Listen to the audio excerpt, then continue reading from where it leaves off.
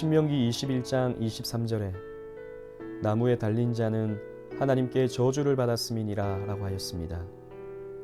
구약 성경의 나무에 달린 자들은 아이성의 왕, 가나안의 5왕, 유대인을 학살하려 했던 하만 등이었습니다.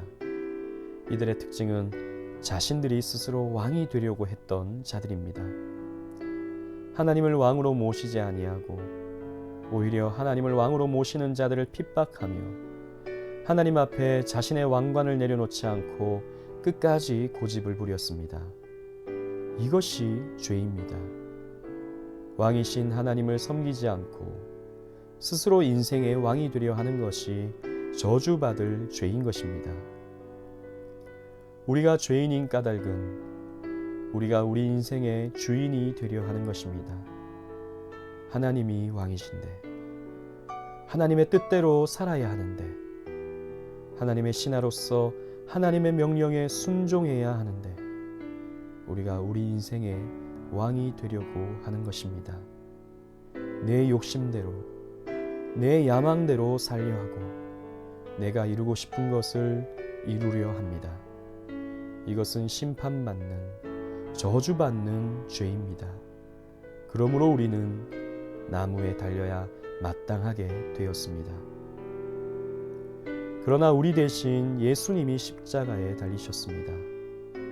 예수님은 어떤 분이십니까? 그분은 죄가 없으신 분이십니다.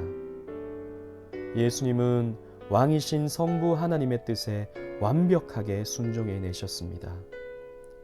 예수님도 스스로 왕이셨지만 가장 낮은 자의 모습으로 아버지를 섬기셨습니다. 그래서 예수님은 죄를 가지지 아니하시고 의를 가지신 분이십니다.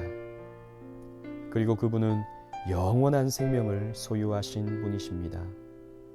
나무에 달리지 말아야 할 분이 달리셨고 죽으실 수 없는 분이 죽으셨습니다.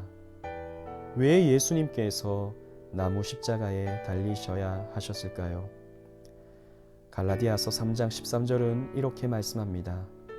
그리스도께서 우리를 위하여 저주를 받은 바 되사 율법의 저주에서 우리를 속량하셨으니 기록된 바 나무에 달린 자마다 저주 아래에 있는 자라 하였음이니라. 우리를 위하여 대신 저주를 받으신 것입니다. 우리가 달려야 할 저주의 나무 십자가에 예수님께서 대신 달리신 것입니다.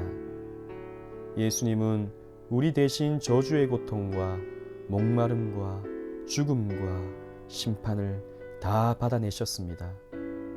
그 저주의 잔을 한 방울도 남김없이 다 들이키셨습니다.